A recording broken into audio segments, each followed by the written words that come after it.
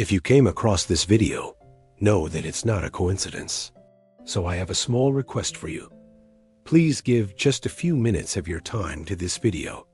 Whoever you are, wherever you are, what you're about to hear will do you good.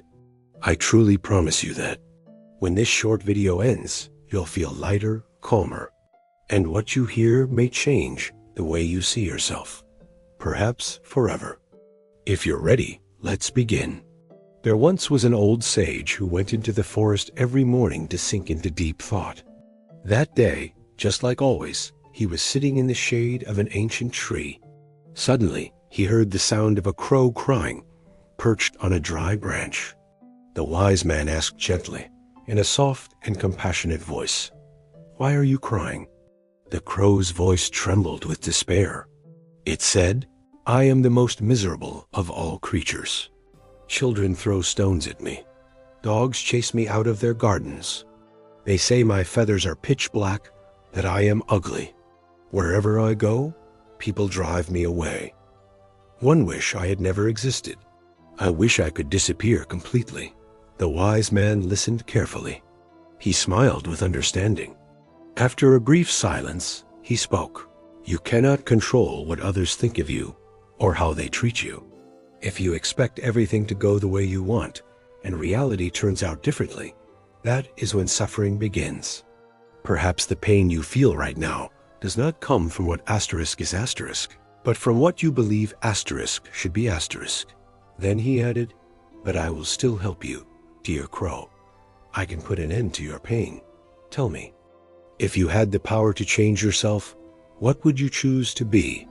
Without hesitation, the crow replied, "I would want to be a swan. Pure white. Everyone loves swans. They are graceful, elegant, and admired." The wise man nodded. "Then before you rush to change who you are, I want you to speak with the swan first." The crow found the swan it admired, gliding across a wide body of water. Sunlight reflected off its feathers. It seemed to glow. The crow spoke in awe. "You are as pure as moonlight. Poets write verses about your grace. You must be the happiest bird in the world."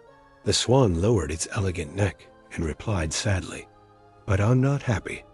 There are so many colors in the world, yet I am only white. If you knew how much I envy parrots and their colors. All day long, against white clouds, I'm nothing but white. I'm barely noticed, barely remembered. True happiness must belong to the parrot." So the crow went searching for the parrot. Soon, it found one perched on a flowering tree branch. The crow sat beside it and said, "You are so colorful, so beautiful. You must be the happiest bird in the world." The parrot fluffed its bright feathers, but its voice was tired. "These colors are my curse. Humans cage us because of our beauty.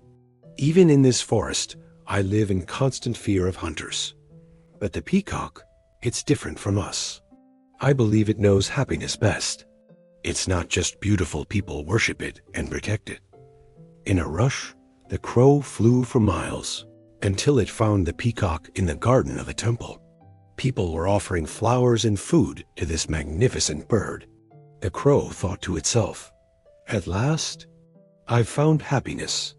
When the crowd dispersed, the crow approached the peacock. "You are so beautiful that thousands come just to see you. But when people see me, they run away in fear. You must be the happiest bird in the world." The peacock walked slowly. Golden chains were wrapped around its feet. As it moved toward its cage, it spoke. "I once believed I was the most beautiful and happiest bird in the world. But because of my beauty, I was imprisoned here. They call it admiration, but this is a prison of admiration. They pluck my colorful feathers. It hurts, and they force me to dance. Do you know what I dream of, dear crow? Flying freely, choosing my own path. When I see you soaring through the sky, going wherever you wish, my heart aches with envy. I wish I could be as free as you." The crow was stunned. Not knowing what else to say, it cried out, "But everyone hates me." The peacock let out a deep sigh and replied, "And that is your freedom. No one envies your feathers. No one change your wings. As if no time had passed at all, the crow returned to the wise man beneath the old tree. Now I understand, it said. A swan's beauty traps it. The parrot's colors imprison it in fear. The peacock's splendor binds it with golden chains. But me, I am free. I have always been free. Free to fly, free to choose, free to exist. My struggles are the price of my freedom. And for that, I should be grateful. The wise man smiled and said, the greatest poverty is not having little, but constantly wanting more.